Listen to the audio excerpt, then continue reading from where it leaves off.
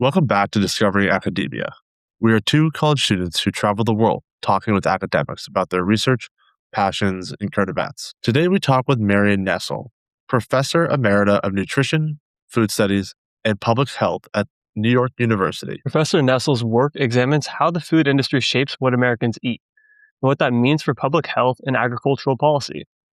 In this episode, we discuss how food companies engineer overconsumption and why industry-funded research is compromised by design, and why personal responsibility is an unfair ask when you're up against a $1.5 trillion industry.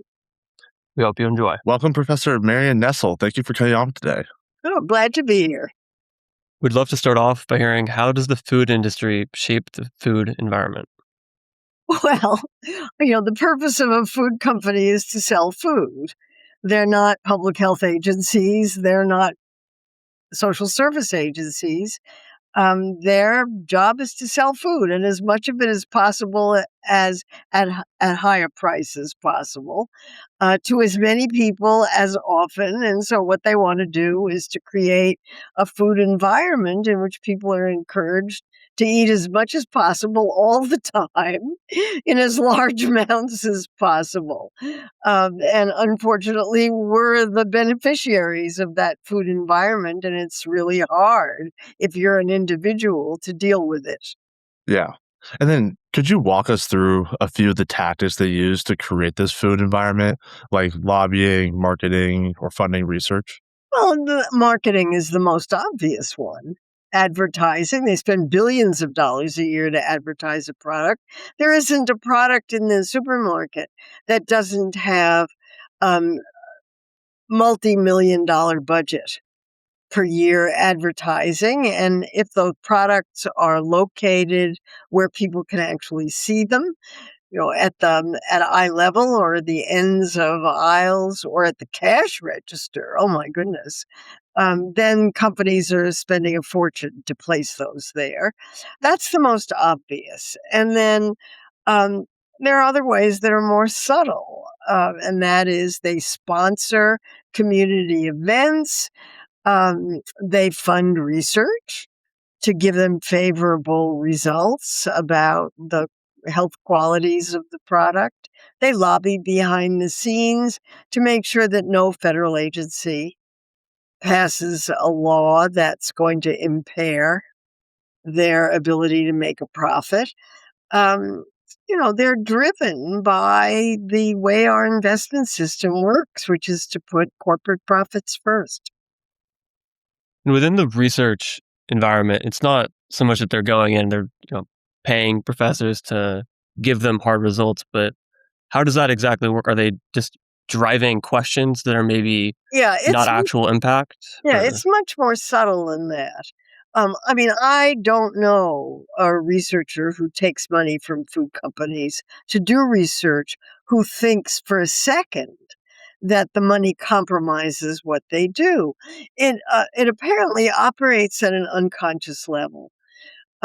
So that, and there's an enormous amount of research that shows the influence of industry funding on research, mostly from pharmaceutical drugs, but the food examples are the same. They're not any different. And the way it works is I get all the time solicitations from trade associations saying, we've got $50,000. This would be a small one. We've got $50,000. We're looking for research that will show that our products prevent heart disease, prevent cancer, promote cognition in children, whatever else they're looking for, prevent colds, whatever else they're looking for. They're not going to fund a research proposal that doesn't have a really good chance of showing that. And so that's for starters. And then for the researchers are going to write proposals that they think are going to show benefits. They're going to design the research question in a way that is going to show benefits without even thinking about it. Without thinking, wait a minute, I'm doing marketing research here. That's not what I had in mind. And so when I talk to people who do this kind of research, they think they're doing science. How come you're not talking about the quality of the way we do these studies?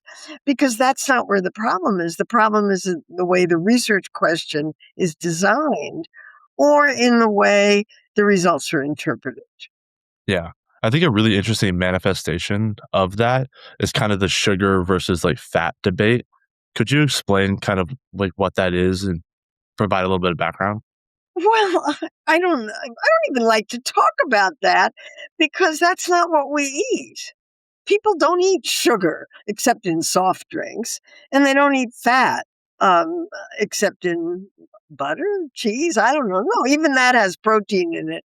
Foods are mixtures of protein, fat, and carbohydrate. So anytime you're talking about fat versus carbohydrate, you're already confusing the issue because that's not what people eat. People eat foods. Actually, they don't even eat foods, they eat diets, they eat collections of foods. So that when you're taking one food component out and trying to figure out what it does, you're already in trouble. You're out of context, so you're in trouble. But there's a long history of the Sugar Association attempting to influence research so that the focus would be on fat.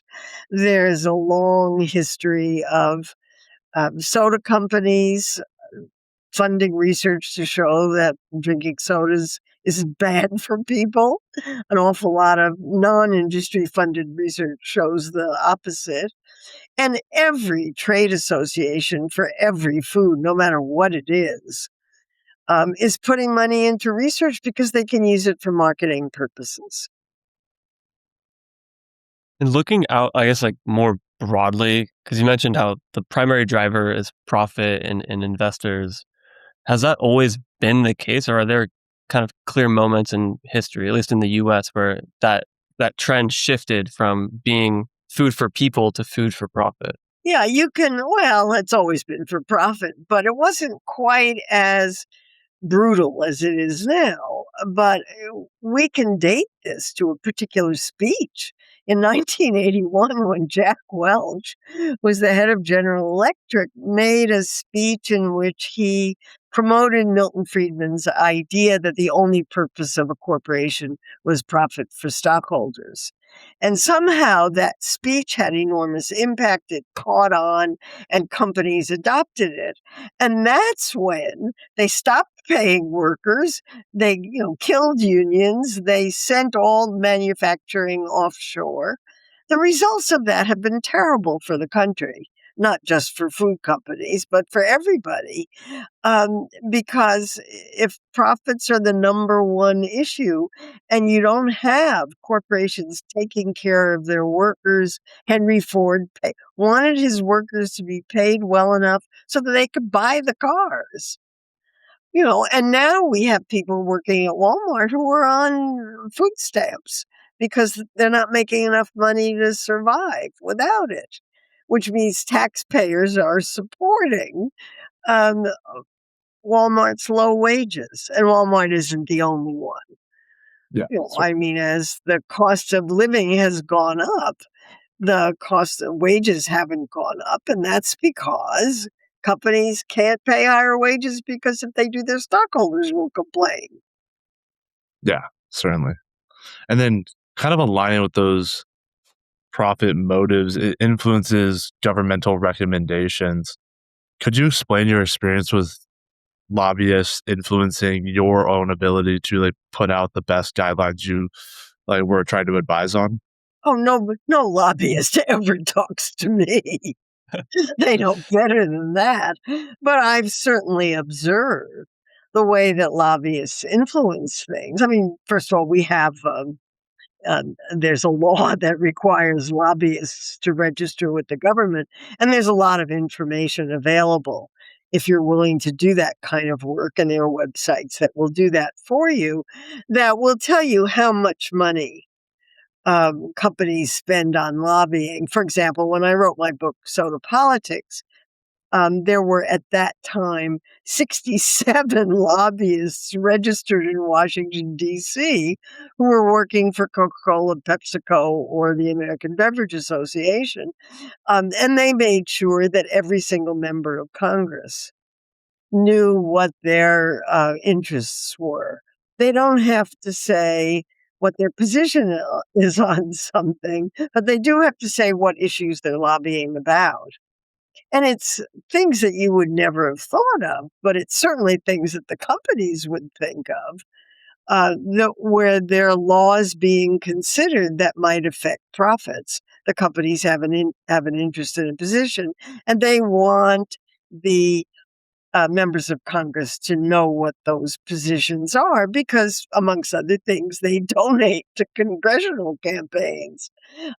So there are some pretty interesting examples. Dietary guidelines are an obvious one. There, because the process has been transparent, you can go online and read what the different food companies are stating about dietary guidelines, and what they say is pretty predictable. They don't want guidelines to suggest reducing intake of any of their products.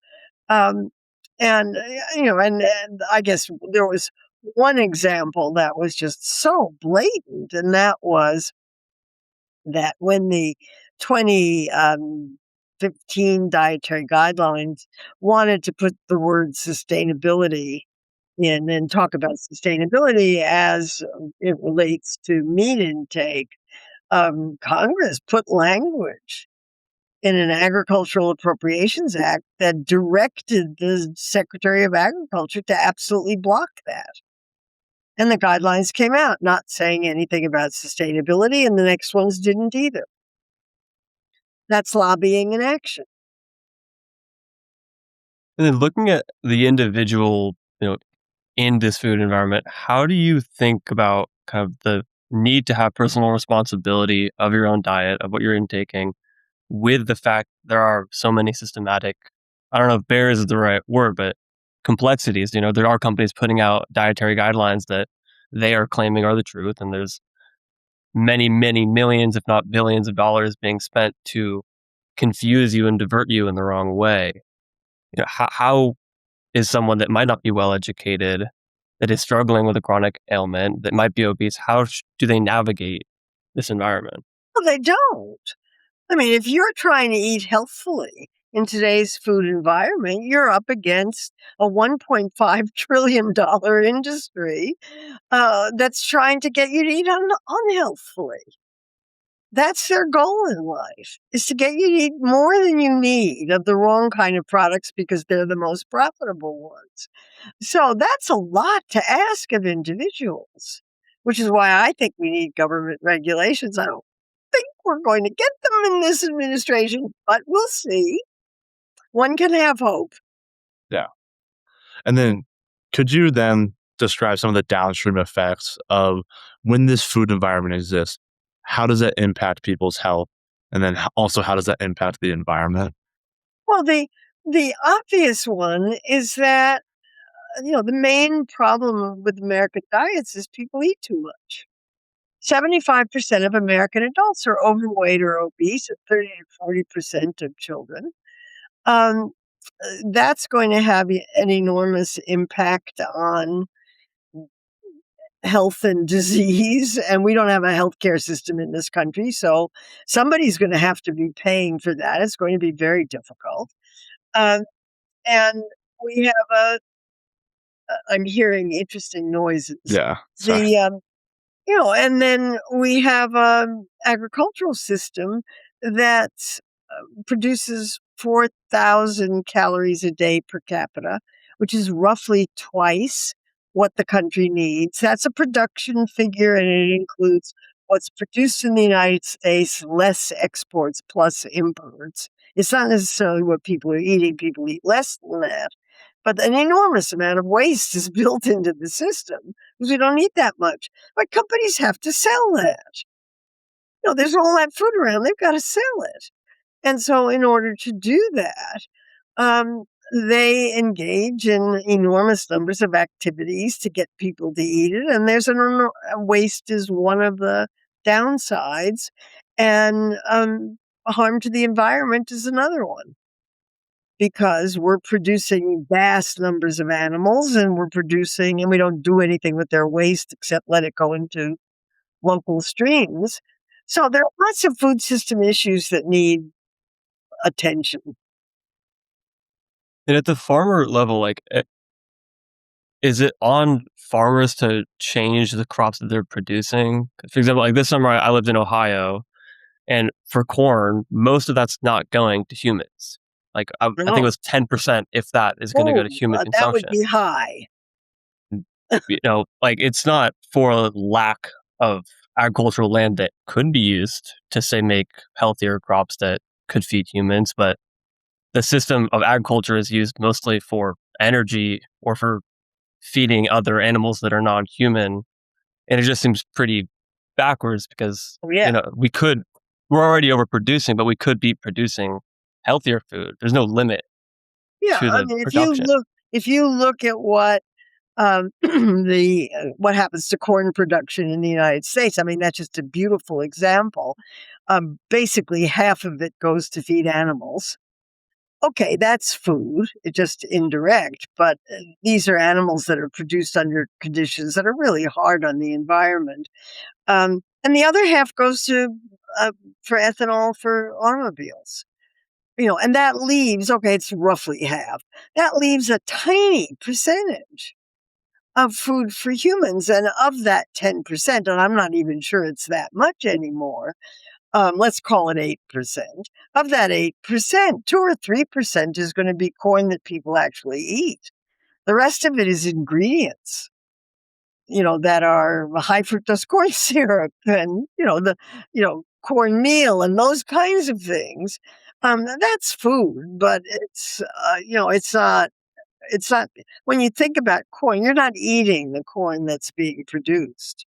That's field corn, and it's being used for other purposes. And those purposes include, because farmers need to make a living.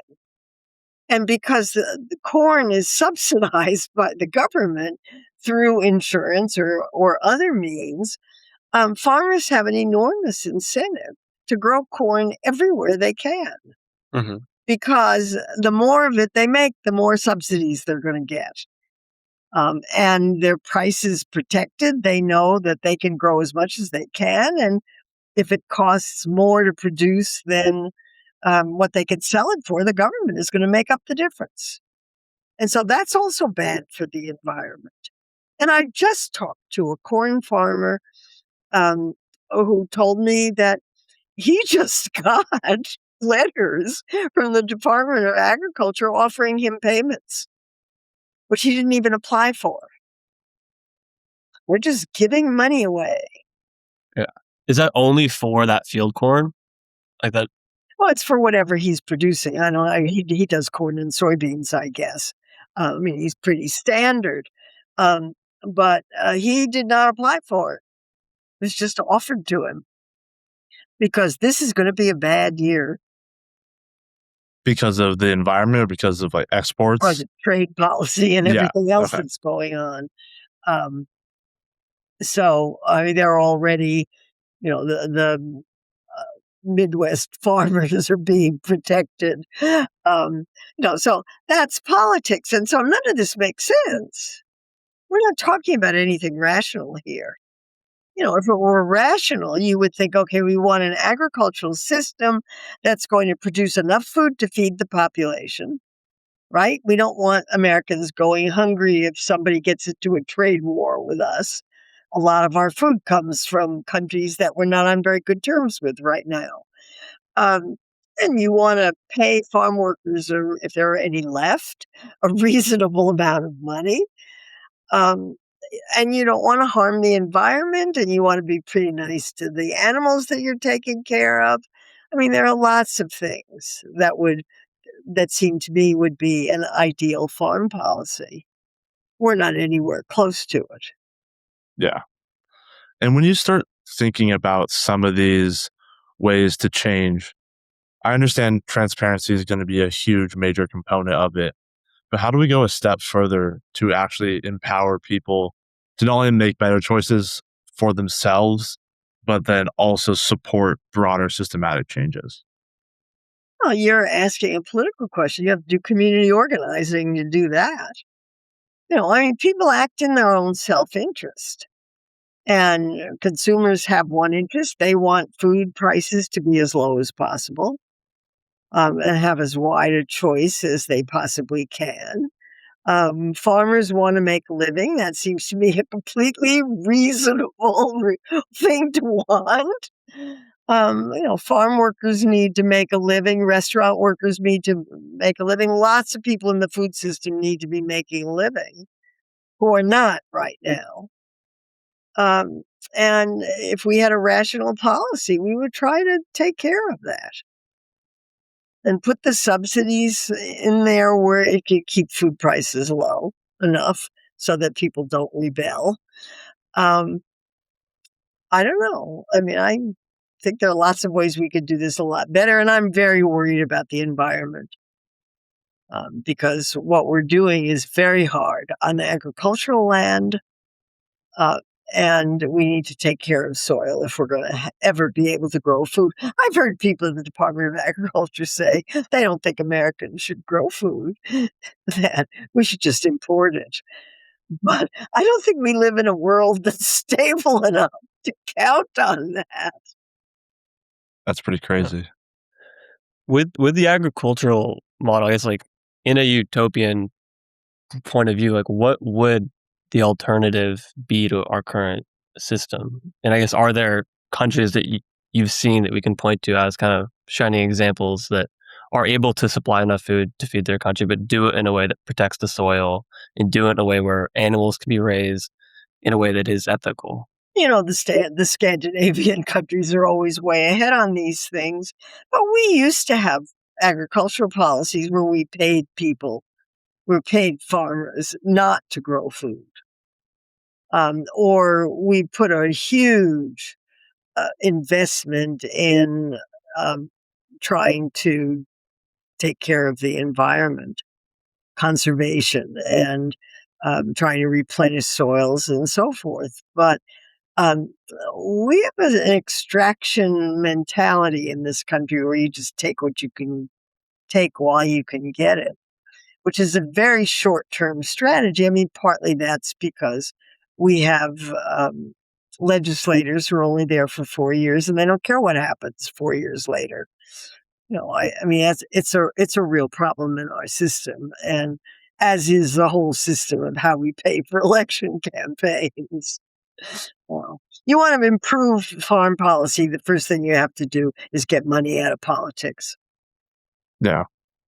Do you see a world where we create subsidies for regenerative farms and like pushing that type of system? Not in the next 3 years. Maybe later. Who knows? Yeah. Congress has not been able to pass a farm bill, and they're certainly not going to pass a revolutionary farm bill. At least I would be very surprised. Now, RFK Jr. and the Secretary of Agriculture hasn't said much about what her policies are. RFK Jr. has, and he's talked about the need for agricultural reform in ways that sound just like me. But whether he'll be able to do anything about that is another matter.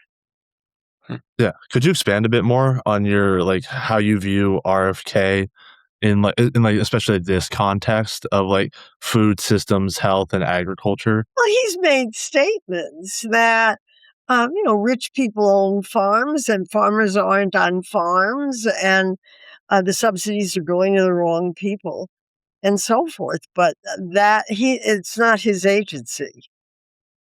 And it's very unclear what he plans to do about that. He's not long on details. Yeah. Do you view the agricultural system as kind of like the foundation of which our health system is like kind of situated on, more so like what comes first, more like the agriculture or like the health aspects? I think they're absolutely integral. You can't separate them.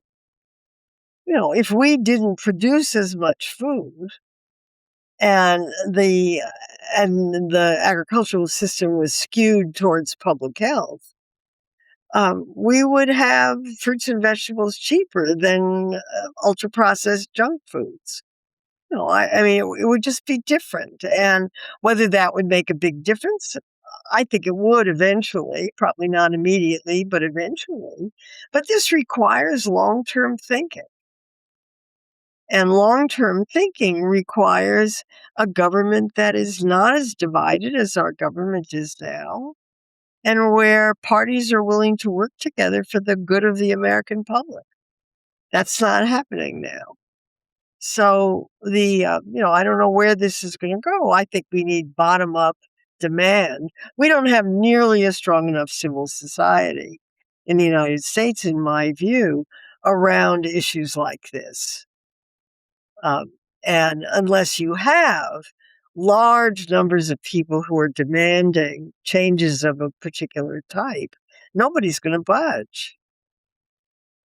And with a ground up reform, one thing that comes to mind for me with agriculture is most people I know have never talked to farmers, aren't friends with farmers. They're rather isolated from the actual system that feeds them. And even with the farmers that I have talked to, not a lot of them are particularly, I don't know if the right word is aware, or attuned to some of the environmental impacts of, the larger farming system. It seems like there's kind of communication barriers on both sides where one, they don't have a reason to talk. No one in California is going to have a reason to talk to someone in Iowa about their farm, and no farmer in Iowa is going to want to talk to some Californian about their thoughts on their farm. And I feel like in the spirit of creating a ground up movement, that would kind of be integral. Well, I meet a lot of farmers who care about these issues deeply. And maybe they're self-selected in the ones that talk to me. But there are a lot of barriers. They don't get any help. And they're trying to make a living. Farming is the only profession that I could think of where the assumption is that the cost of production is going to exceed the amount of money that they're going to get for their product. I mean, that's wrong from the get-go. So I don't criticize farmers for being concerned about making a living. I want them to make a living. But I know lots and lots of young people who want to farm and wish they could farm, and they want to farm organically and regeneratively and do it right. But the barriers to that are enormous. They can't buy the land, they can't buy the equipment that they need, and if we had a sensible agricultural policy, we would make it possible for beginning farmers to get in there and grow food. And they would do it very differently. But then you need a distribution system that's set up so that they have a buyer for the stuff they grow at the time that they're growing it, and at a price that will make them a living.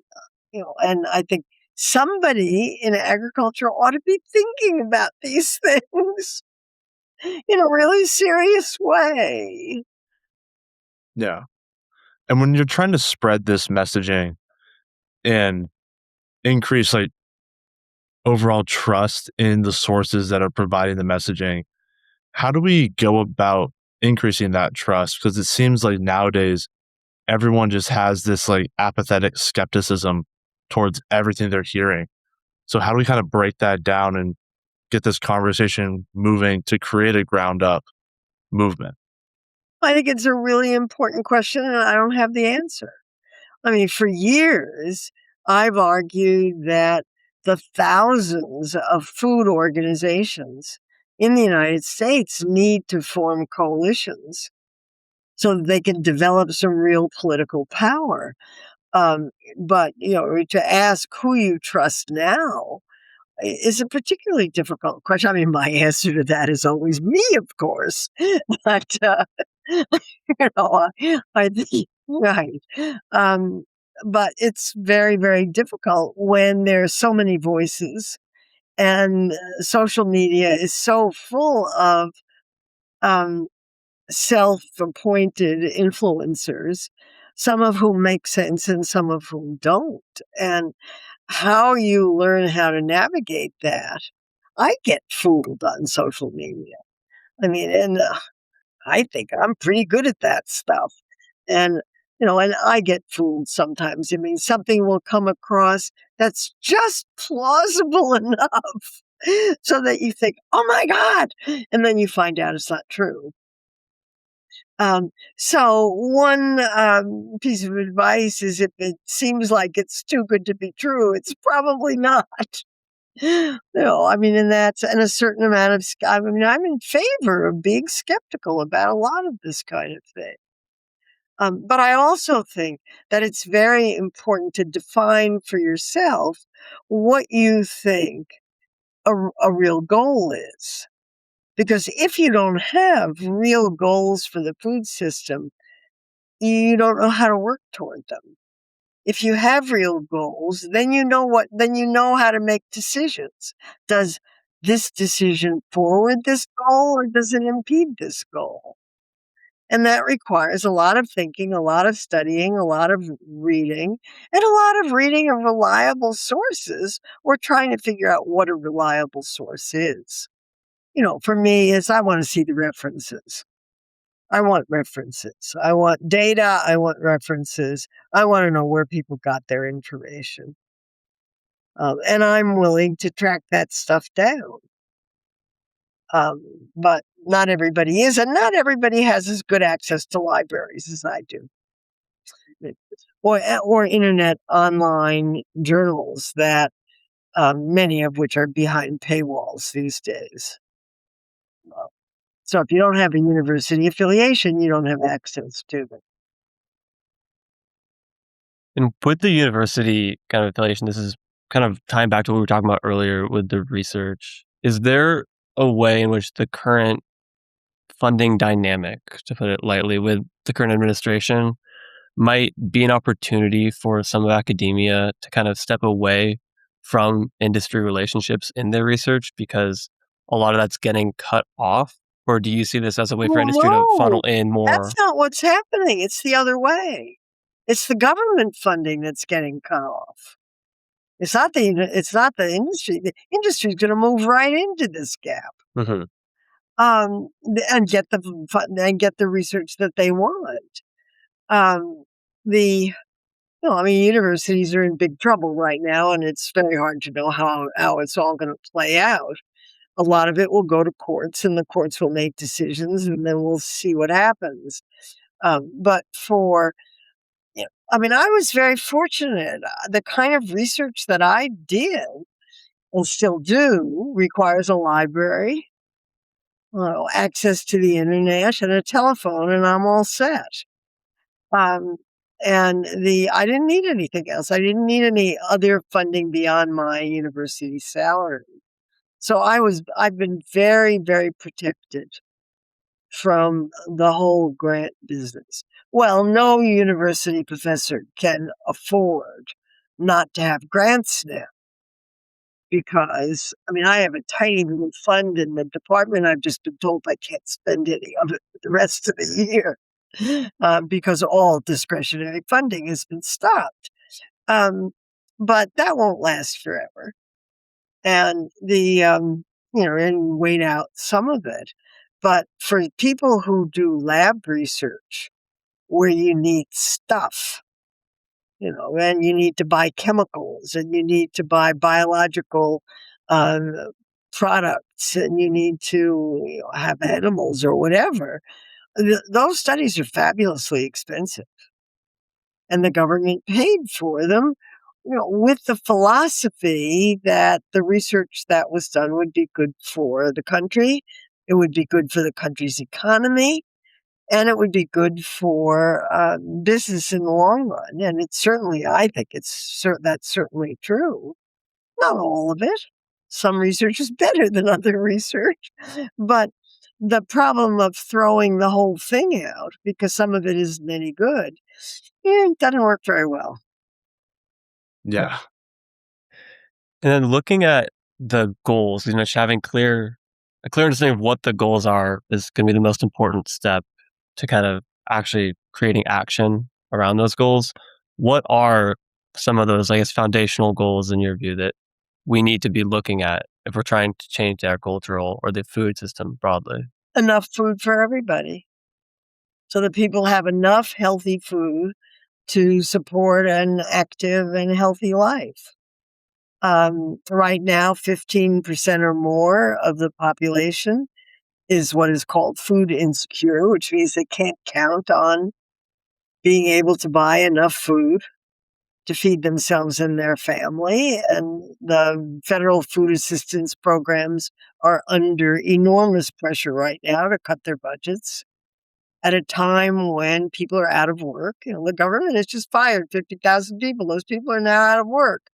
Um, some of them will be able to, have savings and things that they can go back on, but some won't. And what happens to those people? Well, they go on food stamps. Um, and so I would say that's the number one priority. Let's not have people hungry in this country. And then the second one has to do with obesity and its health consequences. Type 2 diabetes prevalence is extremely high. Heart disease is still the leading cause of death and disability. Obesity is a big risk factor for premature mortality. And we don't have a healthcare system. So, what are people going to do? It's, they're not going to be able to afford to pay their medical bills. That's just an enormous problem. And then the environment. I mean, everything pales in comparison to climate change. Well, if you don't believe that climate change is a problem, I suppose it's okay. But if you do believe the evidence that climate change is a problem, you want to do something about it because it's going to cause lots of problems, and it already is. Storms are getting worse. Fires are getting worse. Heat is getting worse. And the food system has a lot to do with that. By some reports, food production accounts for, food production and consumption account for a third of greenhouse gas emissions. You can argue about that percentage. That's the high end. Some people say it's 10, but we'll see. It depends on who they are. But it's a big chunk anyway. And so those are the big problems that are related to food in this country. They're enormous problems. And what is being done to fix them? Not much. Do you have any areas that bring you hope right now, whether it's some technologies, some people, or some institutions that are working on this? I teach young people. And, I'm fortunate enough to be in a program of food studies where everybody who comes into the program is interested in food and interested in using food to change the world. That's really what they come in wanting to do. They get it completely. They understand the role of food in society, and they want to go out and make change in the food system so people will have better foods and everything will be healthier for people and the planet. So that's pretty exciting. And the more and more and more people are interested in these issues, and they're addressing them in ways that are very different from the way I grew up addressing them, but that's okay. I don't have a TikTok account, but they do. And some of them are doing really good work on it. And is there a place that some of these students are going or organizations that you've seen these students get involved with that you think are doing really important work in the field? Well, a lot of people are involved with anti-hunger organizations, and that's the easy one. If you contribute to a food bank, if you work at a food bank, if you're involved in food distribution programs of one kind or another, it makes you really feel good. And you're doing an immediate good for people who need that food. What you're not doing is investing in anything long term. because those programs are unsustainable. The need never stops. And so, where I think the real need is in public health terms, upstream programs that address causes. And, I've already mentioned one of them. We got to get money out of politics. That's the first one. But there are lots of others. I think we need universal school meals. I think we need universal basic income. I think we need an agriculture program and an agriculture system that's focused on public health, not corporate health. I could think of lots of those. You need dietary guidelines that talk about food, not nutrients, um, and those kinds of things. So, I have in mind what I think are policies that make a lot of sense. Whether we'll ever get them, I don't know, but I certainly know what they are. Yeah. And when you're like seeing the landscape and like people going out there and sharing information, like obviously you have your books, your blogs. Do you have other people that you look to that you think sort through information well and accurately represent it to the public? Oh, sure. I read probably 20 newsletters a day, at least 20. Yeah, it's there. I spend a couple of hours a day just paging through them. Um, and They're ones where the reporters are doing what I think are really, really good jobs in trying to figure out what's going on. I rely on them a lot. Um, Food Fix, can't live without it. Hagstrom Report, can't live without it. Um, these days, I'm reading Robert Reich every day, who talks about the hope a lot. And then there are a whole lot of ones that come out of Europe, Food Navigator, um, and there's a confectionery one, and a bakery one, and a meat one, and a dairy one, and I look at all of them. And I think the reporters for those, a Food Dive, terrific. Um, I won't be able to remember them all, but they're really a lot. Plus the government reports. The government still has is still writing reports on various aspects of the food system. They're not nearly as good as they used to be. A lot of the sites have been taken down, and certainly the URLs that worked fine 6 months ago are not working now, which is too bad.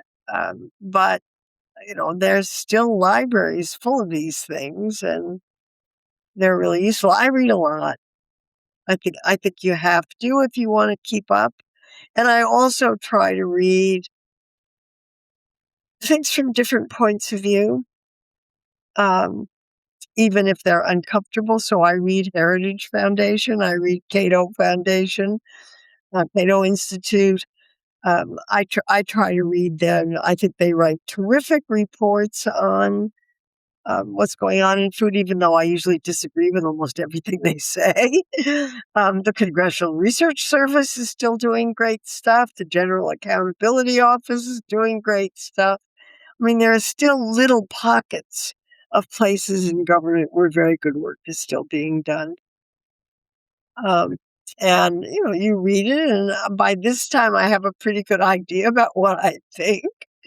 So so I can tell what's new and what's not new. But I've been at this for a long time.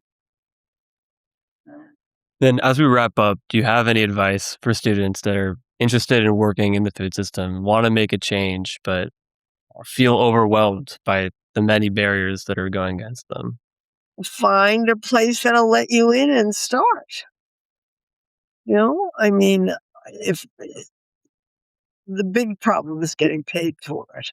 It's easy enough to get into the system, but it's not so easy to get into the system and get paid for it. It depends on what aspect people are interested in. If you're interested in policy, go work for a congressional representative. Go get a job as a congressional aide. Go to Washington. If you're interested in farming, go on a farm. you know. If you're interested in food distribution, go distribute. I don't know, just do it. It doesn't matter. People ask me what they should study if they want to do something in food. I don't think it matters. In our food studies program, we have an economist, a sociologist. I was a molecular biologist. We have a historian. We have people who have done all kinds of things. And yet somehow they can do food and bring their particular discipline into looking at food issues. And all of it is helpful, every bit of it. Food Tank, an organization that tries to bring people together, has a website, searchable, in which they list organizations that are doing all kinds of things. Organizations that are distributing food, organizations that are growing food, organizations that are lobbying Congress, it's amazing. And if you just do a basic internet search of food advocacy in my community with the name of the community, you'd be amazed at what pops up. Okay, I live in New York City and there are hundreds, but I have never been in a community that did not have a bunch of organizations working on food issues. They all do. And, even if you're in some small community, there's going to be somebody there who's doing something to try to make food better for people. Because there are literally thousands of organizations in the United States working on these issues. Oh, if they would only get together. Well, we really appreciate your time today and coming on. You gave us a lot to think about, and the listeners a lot of ways to get involved, even at a small level. Glad to be here. Enjoyed talking to you. Thank you. Thank you.